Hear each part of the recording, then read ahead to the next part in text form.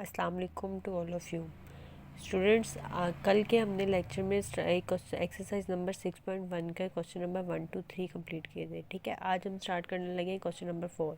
कल हमने पढ़ा था कि एचसीएफ क्या होता है। एचसीएफ होता है highest common factor. For example, अगर हमारे पास कोई भी दो एक्सप्रेशन गिवन है तो हमने उसमें से देखना था कि कॉमन क्या निकलना था हमारा।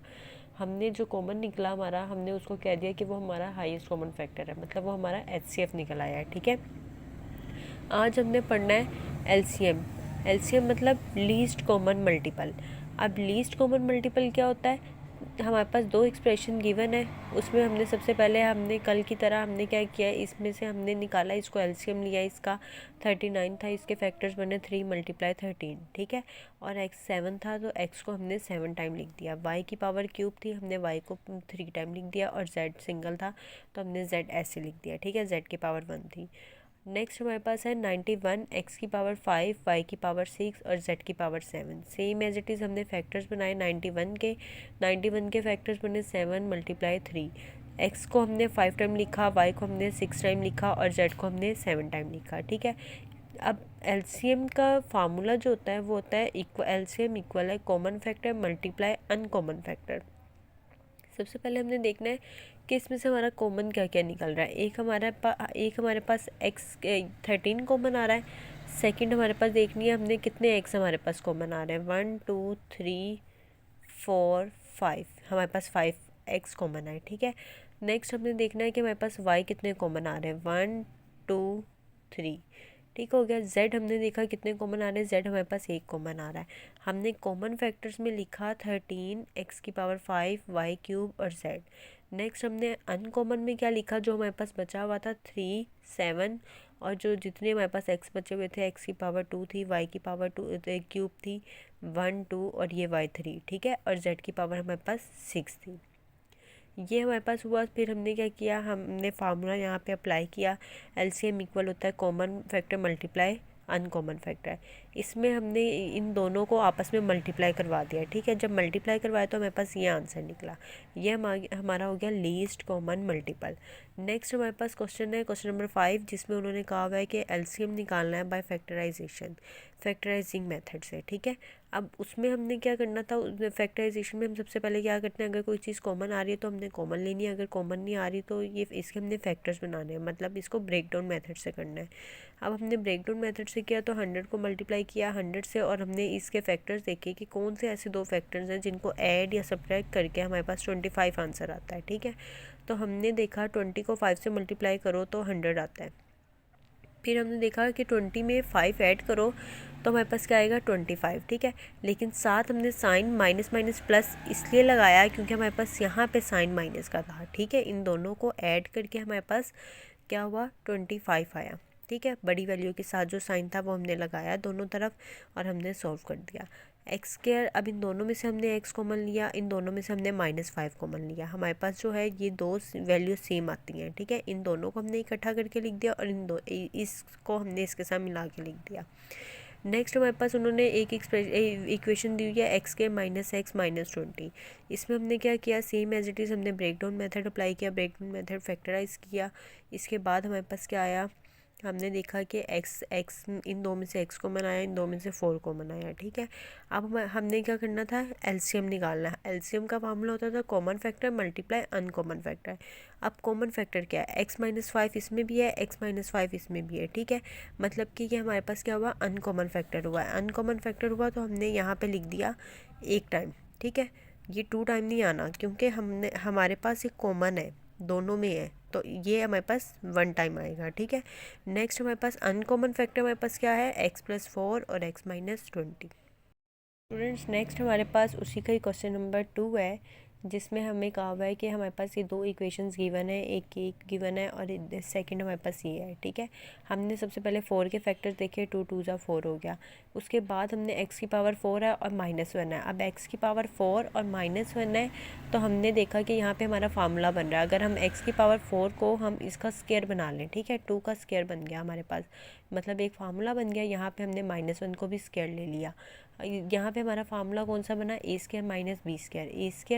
b² इक्वल होता था a + b और a - b के। ठीक है, ये हमने यहाँ पे चीज़ लिख दी a प्लस बी और a माइनस बी। फिर दोबारा हमारा यहाँ पे फार्मूला अप्लाई हो रहा है ए स्क्वायर माइनस बी स्क्वायर।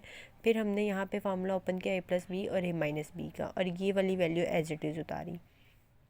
जो हमारे पास सेकंड इक्वेशन है उसमें भी हमने क्या किया, हमने 6 के पहले फैक्टर्स बनाए। 6 के फैक्टर्स बनाने के लिए हमने 2 3 सा 6, ठीक है।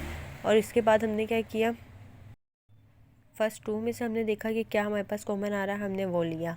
फिर हमने नेक्स्ट 2 में से देखा हमारे पास क्या कॉमन आ रहा है, हमने वो लिया, ठीक है। हमने देखा कि हमारी ये और ये वैल्यू सेम होगी, इसको हमने मिला के लिख दिया और इसको इसके साथ हमने अटैच किया और लिख दिया, ठीक है। एक्स स्क्वायर माइनस 1 का हमारे पास क्या फार्मूला था, ए मतलब ए स्क्वायर माइनस बी स्क्वायर बना, ये हमारे पास। तो हमने फार्मूला ओपन किया ए प्लस बी और ए माइनस बी, ठीक है। अब हमने एलसीएम का था कॉमन और नॉन अनकॉमन फैक्टर, ठीक है। अब इनमें से हमारे पास जो कॉमन थे एक्स प्लस 1 और एक्स प्लस 1, ये हमने एक टाइम लिखना था, ठीक है। ये हमने एक्स प्लस 1 लिख दिया। नेक्स्ट हमारे पास है एक्स माइनस 1 और एक्स माइनस 1, ये हमने एक टाइम लिख दिया, ठीक है, एक्स माइनस 1। अब हमारे पास क्या बचा, एक्स स्क्वायर प्लस 1। अब हम अनकॉमन फैक्टर लिखने लगे हैं, एक्स स्क्वायर प्लस 1 लिखा और एक्स माइनस 1 लिख दिया, ठीक हो गया। और अब इन दोनों में से अगर हम ये वाली वैल्यूज़ देखें तो हमारे पास एक 2 आएगा। फिर हमारे पास दो को यहाँ पे भी 2 है, यहाँ पे भी 2 है, तो हमने इसको 1 टाइम लिखा है। सेकंड 2 हमारा ये वाला आया है, ठीक है। और हमारे पास 3 आया, इसको सॉल्व किया, हमारे पास लीस्ट कॉमन मल्टीपल आ गया। नेक्स्ट हमारे पास क्वेश्चन नंबर 6 है, जिसमें उन्होंने कहा हुआ है कि के की वैल्यू फाइंड आउट करनी है, ठीक है। के की वैल्यू फाइंड आउट करनी है और हमारे पास फैक्टर्स दिए हुए हैं कि हमने किसको किससे करके कौन सा किसका फैक्टर है और हमने इसको फाइंड आउट करना है। सबसे पहले हमारे पास जो पहली वाली इक्वेशन थी हमने उसको लिया, पी ऑफ एक्स इक्वल कर दिया एक्स के प्लस एक्स माइनस 2 के प्लस 2, ठीक है।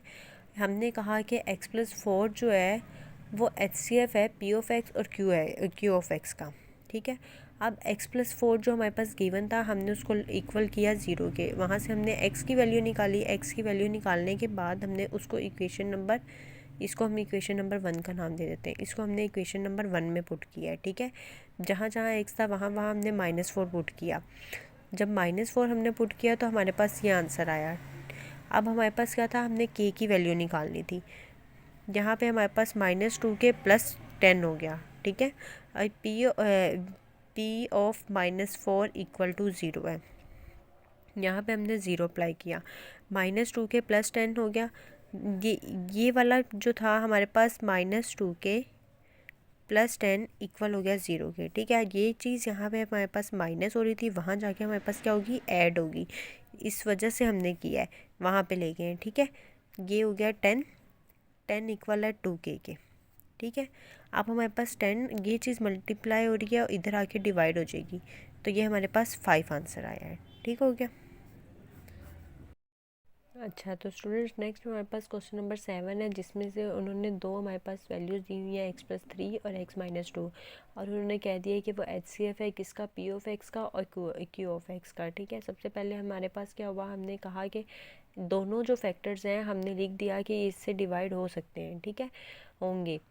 अब हमारे पास क्या हुआ, x minus 2 x plus 3 will divided P of x. हमने फर्स्ट इक्वेशन ले ली, देन हमने सेकंड इक्वेशन ले ली, उसके बाद हमने एक एक करके इसको पुट करना स्टार्ट किया। सबसे पहले हमने लेट किया कि x माइनस 2 इक्वल है 0 के, x इक्वल 2 हो गया। अब हमने यहाँ से इक्वेशन देखी कि हमारे पास कौन सी ऐसी वैल्यू जिधर हमारे पास 0 ना बन रहा हो। यहाँ पे तो अगर हम 2 पुट करें तो ये 0 बन जाएगा, ठीक है, और वो पूरी वैल्यू 0 हो जाएगी हमारी। हमारे पास ये वाली इक्वेशन है जिधर हमारे पास 2 पुट करने से 0 नहीं बनेगा, मतलब 2 + 3 हुआ, हमारे पास 5 आएगा, ठीक है। तो इस वजह से हमने यहाँ पे इस इक्वेशन में पुट किया। हमारे पास 2 + k आ गया, जो कि हमने इक्वल 0 किया। वहाँ से हमने इसको मल्टीप्लाई करवाया, मल्टीप्लाई करवाने के बाद हमने जो कांस्टेंट वैल्यू थी उसको वहाँ पे ले गए और 5k हुआ। 5 यहाँ पे मल्टीप्लाई हो रहा है, इधर आके डिवाइड हमने करवा दिया। डिवाइड करवाने के बाद जब कटिंग की तो 5 × 2 = 10 हो गया, ठीक है। यहाँ से हमारी k की वैल्यू नहीं आई। नेक्स्ट हमने निकालनी थी l की वैल्यू। उन्होंने कहा था k और l की वैल्यू निकालें। अब हमने x माइनस 2 पुट करके ये आंसर लेके आए हैं। अब हमने l की वैल्यू फाइंड आउट करनी है, वो हम करेंगे x प्लस 3 पुट करके, ठीक है। x प्लस 3 इक्वल 0 किया, हमने x की वैल्यू निकाली -3, उसको हमने सेकंड इक्वेशन में पुट किया जो हमारे पास ये वाली थी, ठीक है, q ऑफ x वाली। यहाँ पे हमने जब x इक्वल -3 पुट किया तो हमारे पास ये चीज़ निकली इसको हमने इक्वल टू ज़ीरो किया, ये चीज़ हमारे पास कांस्टेंट वैल्यू जो थी वो वहाँ जाके प्लस हो गई है, 5L इक्वल हो गया 30 के। अब जब यहाँ पे ये चीज़ मल्टीप्लाई हो रही है उधर जाके डिवाइड होगी। हमने जब कटिंग की 5 1 ज़ा 5, 5 6 ज़ा 30, ठीक है, हमारे पास L और K की वैल्यू आ गई है, ठीक है।